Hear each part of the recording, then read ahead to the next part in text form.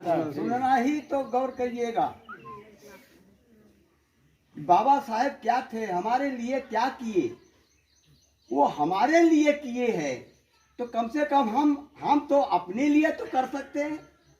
जो उन्होंने हमको शक्ति दिया है, हमको मार्ग बताया है, उस मार्ग पर, उस शक्ति से हमको अपने लिए तो कम से कम चल दे। वो हमारे समाज के लिए चले, हम अपने लिए चल दे, उसी के हिसाब से जरा गौर कीजिएगा। बाबा साहेब हमारे लिए एक अवतार बन के आए हैं। वो तो दुनिया में अमर हो गए, संदेश हमको दे के गए। संदेश क्या है उनका, हमारा आप सबको मालूम है, लेकिन फिर भी मैं बताता हूँ। पहला संदेश यही है उनका, हम सब संगठित हो जाएंगे तभी हम अपने हक के लिए सरकार से लड़ पाएंगे।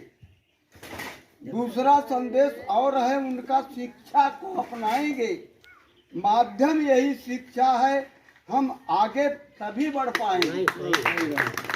शिक्षा माध्यम क्यों है, शिक्षा माध्यम क्यों है, इसको भी रिपीट करते हैं।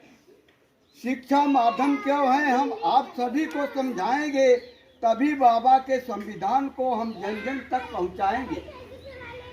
बाबा के संविधान को समझ गए तभी हम संगठित हो पाएंगे, तभी हम अपने हक के लिए एक गद्दारों से लड़ पाएंगे।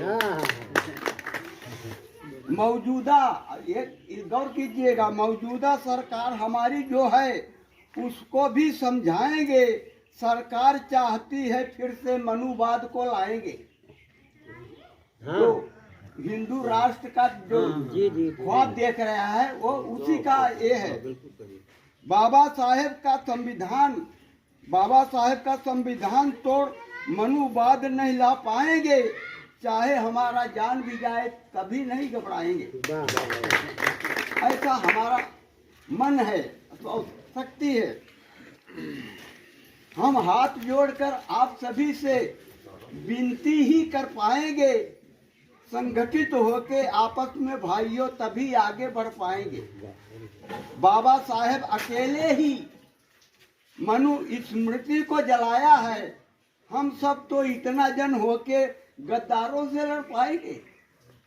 हम सब तो बाबा साहेब कभी नहीं बन पाएंगे, पर हम उनके सपनों को जन जन तक पहुंचाएंगे। एक लेखक का एक अपना मन का विचार क्या है, ये बहुजन क्या है।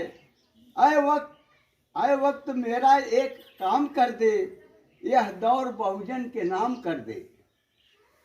ना हो सके हर घर में अंबेडकर तो कोई बात नहीं, लेकिन हर गांव में एक कांसी राम कर दे,